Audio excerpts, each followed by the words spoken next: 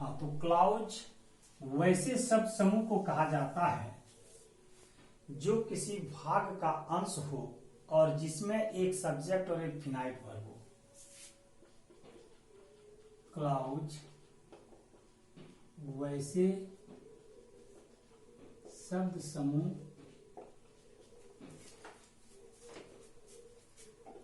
को कहा जाता है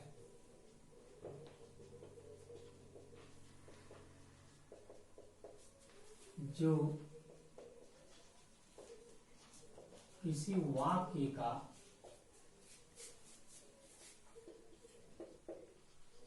अंश हो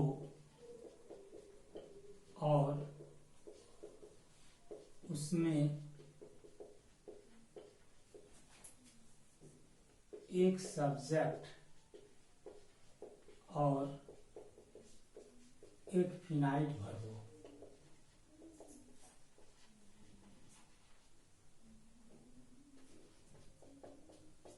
ये हुआ आपका clause. Means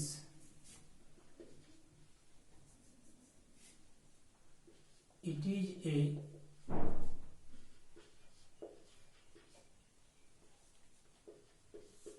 group of words which forms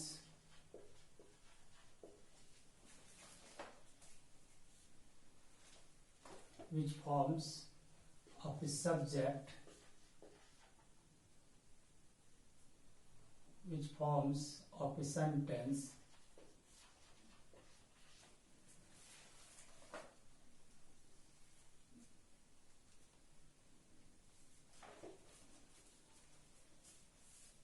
which forms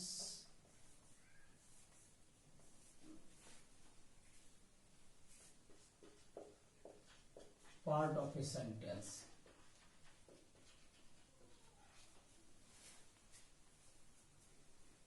and contains a subject and a finite verb.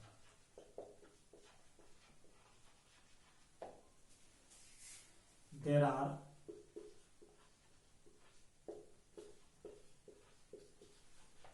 two kinds. पहला प्रिंसिपल क्लॉज, दूसरा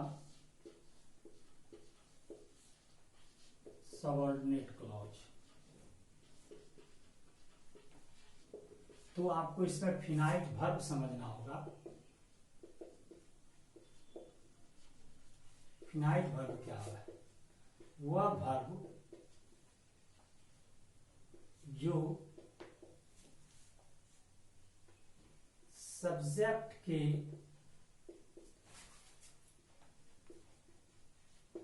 अनुसार चलता हो, अर्थात सब्जेक्ट सिमिलर हो तो वर्ब भी सिमिलर और सब्जेक्ट प्लूरल हो तो वर्ब भी प्लूरल होता है।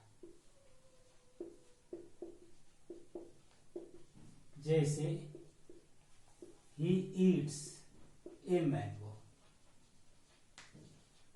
तो यहां एक सब्जेक्ट है और एक फिनाइट वर्ब है, इसलिए कि ये वर्ब किसके अनुसार चल रहा है? सब्जेक्ट के अनुसार चल रहा है। ये फिनाइट वर्ब है। तो जिसमें एक सब्जेक्ट, एक वर्ब हो और एक वाक्य का वो अंश हो तो वो क्लाउज कहलाता है। और फिनाइट वर्ब का परिभाषा हुआ कि जो वर्ब सब्जेक्ट के अनुसार चले वही फिनाइट। बेसिकली हम आपको इसमें फिनाइट वर्ब बताना चाहते हैं। फिनाइट वर्ब क्या है? फिनाइट वर्ब जो सब्जेक्ट के अनुसार चल रहा है उसे हम फिनाइट वर्ब कहते हैं। तो हमने परिभाषा में बताया कि जिसमें एक सब्जेक्ट, एक फिनाइट वर्ब, वो क्लाउज कहलाता है। क्लाउज के बारे में बेसिकली आपको जानना है, क्योंकि क्लाउज आपका सिलेबस है सिलेबस में है और क्लाउज से ये क्वेश्चन आपका रहेगा। इसमें क्वेश्चन रहता है सिर्फ आपको अलग करने के लिए कौन प्रिंसिपल क्लॉज है, कौन सबऑर्डिनेट क्लॉज है। यदि सबऑर्डिनेट क्लॉज है तो उसमें कौन सा वो एडजेक्टिव क्लॉज है या नाउन क्लॉज है या एडवर्ब क्लॉज है। तो आप ये समझ गए होंगे कि फिनाइट वर्ब क्या है। उसके बाद क्लॉज के बारे में आपको हमने बता दिया कि जिसमें बेसिकली आपको ये मोटा मोटी मानना होगा जिसमें एक सब्जेक्ट और एक फिनाइट वर्ब वो क्लॉज कहलाता है। क्लॉज के दो भेद, प्रिंसिपल क्लॉज, सबऑर्डिनेट क्लॉज। तो प्रिंसिपल क्लॉज किसे करते हैं?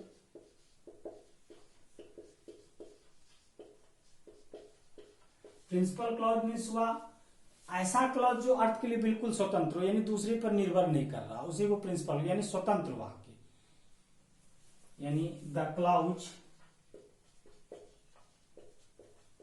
which does not depend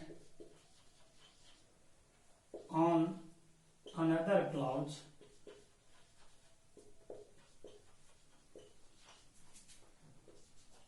for the meaning। यानी जो क्लॉज अर्थ के लिए दूसरे वाक्य पर निर्भर नहीं करता हो,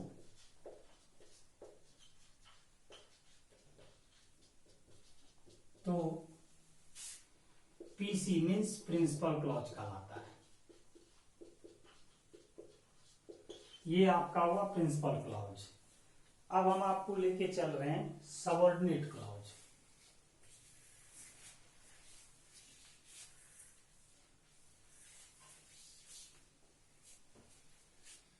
दूसरा सबऑर्डिनेट क्लॉज।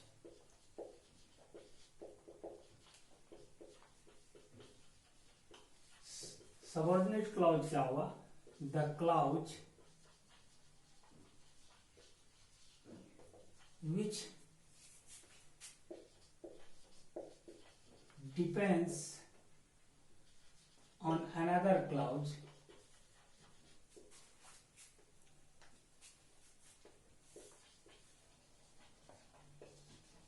for meaning।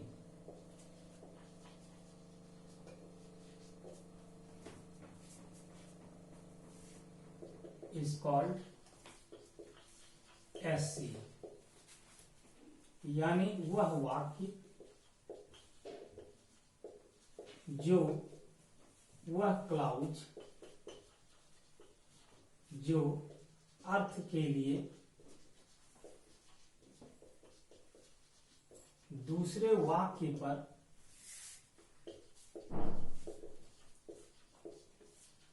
निर्भर करता हो,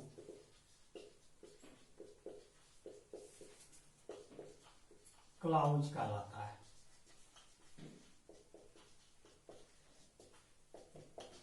तो प्रिंसिपल क्लॉज हुआ जो वाक्य अर्थ के लिए बिल्कुल स्वतंत्र हो, और सबऑर्डिनेट क्लॉज हुआ जो वाक्य अर्थ के लिए दूसरे पर निर्भर कर रहा हो, करता हो, यानी आश्रित हो। जैसे एग्जांपल,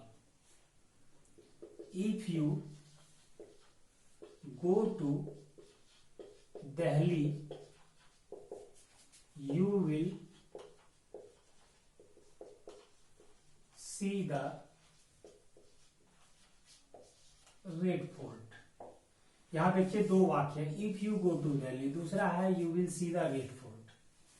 तो यदि आप दिल्ली जाएंगे, यदि हम इतने बोल देते हैं तो ये वाक्य लग रहा है कि कंप्लीट नहीं है, यानी अर्थ के लिए कोई दूसरा वाक्य पे निर्भर कर रहा है। तो इसीलिए ये आपका हो गया SC।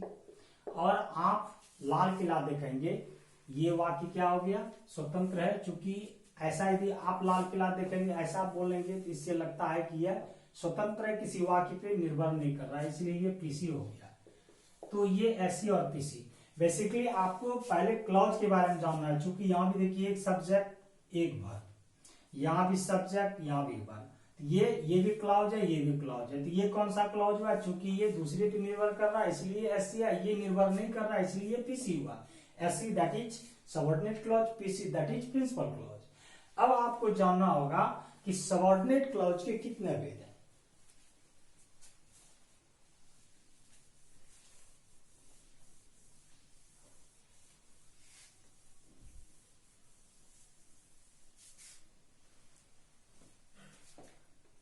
Subordinate clause.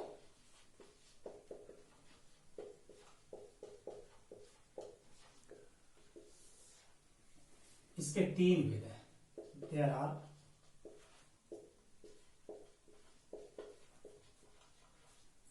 Three kinds. पहला नाउन क्लॉज, दूसरा एडजेक्टिव क्लॉज,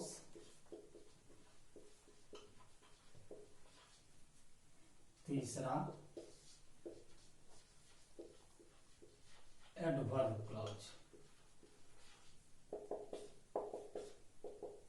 क्वेश्चन जो होगा उसमें आपको वाक्य दिया रहेगा और वाक्य में आपको बताना होगा कि कौन सा पोर्शन सबऑर्डिनेट है, कौन सा प्रिंसिपल है। यदि सबऑर्डिनेट है तो सबऑर्डिनेट में वो कौन सा है, नाउन क्लॉज है या एडजेक्टिव क्लॉज है या एडवर्ब क्लॉज है। इसीलिए एक एक करके सबका परिभाषा आपको जानना जरूरी है। तो सबसे पहले हम लेके चलते हैं नाउन क्लॉज।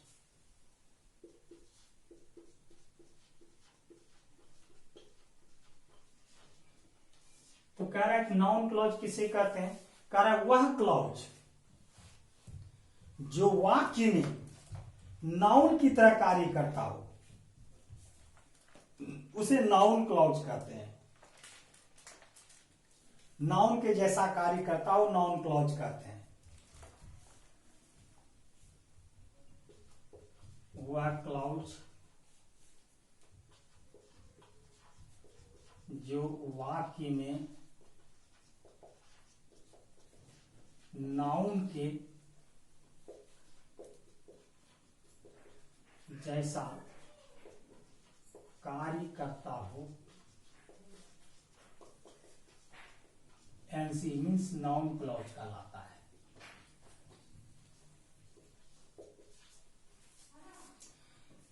तो नाउन क्या है आपको पता ही है। नाउन सब्जेक्ट की तरह यूज्ड होता है। जैसे एग्जांपल,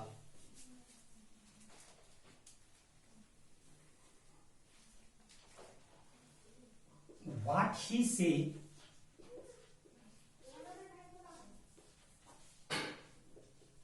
is not clear। यहां दो वाक्य है, एक है what he says और दूसरा है it is clear, it is not clear। दो वाक्य से ये एक वाक्य हुआ कि व्हाट ही से इज क्लियर। अब आपको समझना है नाउन क्लॉज। तो नाउन क्लॉज क्या होता है कि ये सब्जेक्ट के रूप में यूज्ड होता है। तो बेसिकली आप देखिए ये जो क्लॉज है, एक सब्जेक्ट और एक वर्ब, ये क्लॉज हुआ।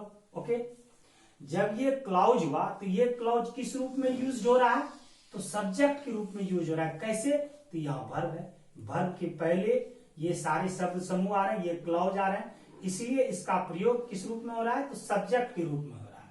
इसीलिए इसको हम नाउन क्लॉज कहेंगे। क्यों कहेंगे, इसलिए कहेंगे कि पहले तो आपको क्लॉज जानना होगा, ये क्लॉज है क्यों, इसमें एक सब्जेक्ट एक वर्ब है।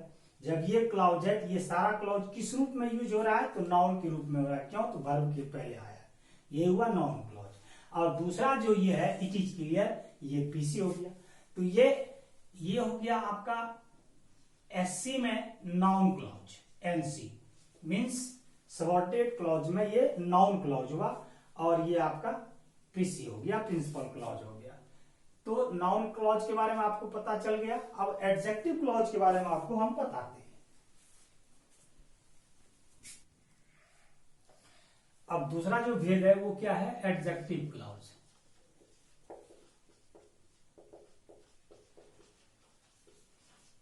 तो एडजेक्टिव क्लॉज क्या हुआ, वह क्लॉज जो वाक्य में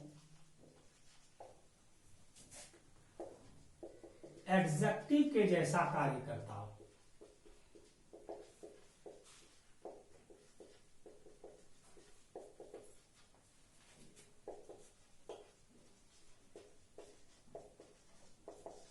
ध्यान दीजिएगा, एडजेक्टिव क्या हुआ, जो एडजेक्टिव मीन्स विशेषण जो मॉडिफाई करता हो, जैसे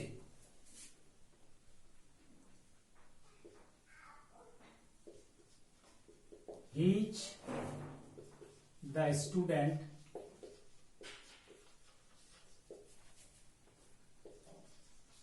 who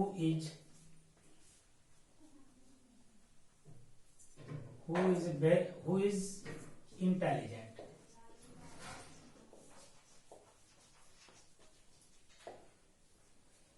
अब देखिए ये जो हु है ये किसको क्वालिफाई कर रहा है, तो स्टूडेंट को।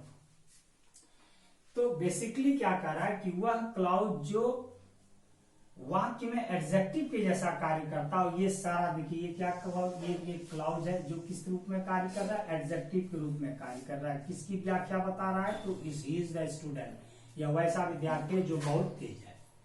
तो ये आपका क्या हो गया, एससी में एडजेक्टिव क्लॉज। तो एडजेक्टिव क्लॉज के बारे में आपको जानकारी हो गई। इसके बाद हम तीसरा लेके चल रहे हैं एडवर्ब क्लॉज।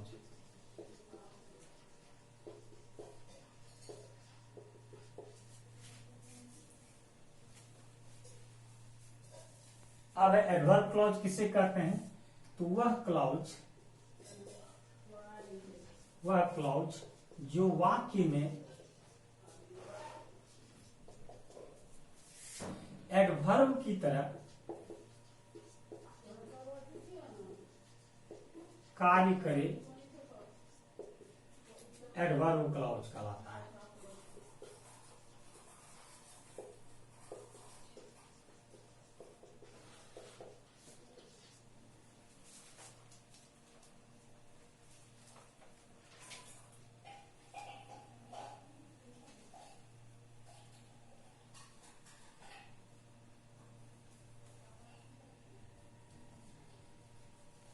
जैसे you may sit wherever you like.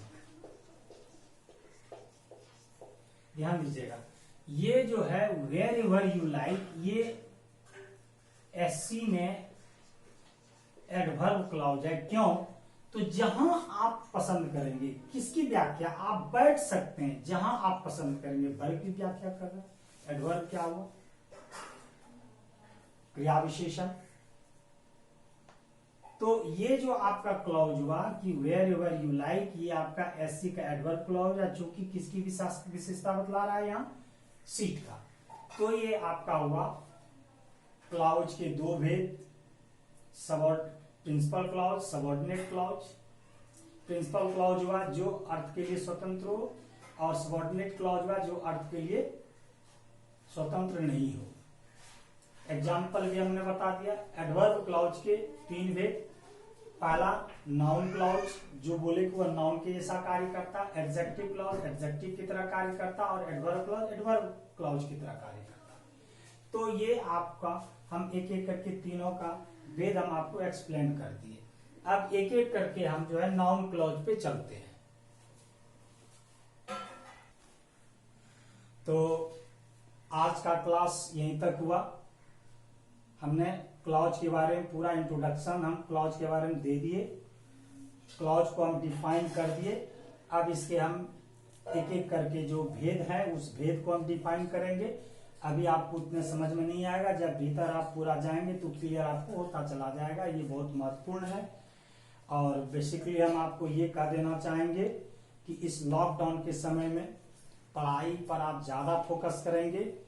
हम बराबर क्लास में ये चर्चा करते थे कि पढ़ाई के लिए आपको एक रूटीनबद्ध जिंदगी ले जानी होगी, रूटीन बनाना होगा और उसी पर आपको चलना होगा। हमेशा रूटीन पर चलना होगा। इससे क्या होगा कि आपका जो मन विषयांतर होता है, इधर उधर जाता है, जो आप अपने आप को बहुत वीक समझते हैं, उसके लिए एक औषधि है कि यदि आप रूटीन पे रहेंगे, स्वाध्याय करते रहेंगे, स्वाध्याय के बाद चिंतन होता है, चिंतन के बाद फैक्ट आता है, और तब आप समझेंगे कि नहीं हम कुछ समझ रहे हैं। और वो जो हैप्पीनेस होगा, वो हैप्पीनेस आपको उसका एक्सप्रेशन आप नहीं कर पाएंगे। तो आज हम इतने तक दिए बेसिकली। धन्यवाद। एक चीज और मैं ये कह देना चाहता हूँ कि पढ़ाई हमेशा मन से होती है। स्वाध्याय कीजिएगा, फोकस पढ़ाई पे दीजिएगा। पढ़ाई के अलावे किसी चीज का मन में यदि चिंतन आवे, कुछ चीज आ जाए तो उसको आप डिलीट कीजिएगा और स्वाध्याय घर पे कीजिएगा, क्योंकि ये बेहतरीन वक्त है आपके लिए कि हर पेपर को अपने से पढ़ने की। यदि कोई दिक्कत हो, हर टीचर से आप कांटेक्ट कीजिएगा, उनसे आप पूछिएगा। धन्यवाद।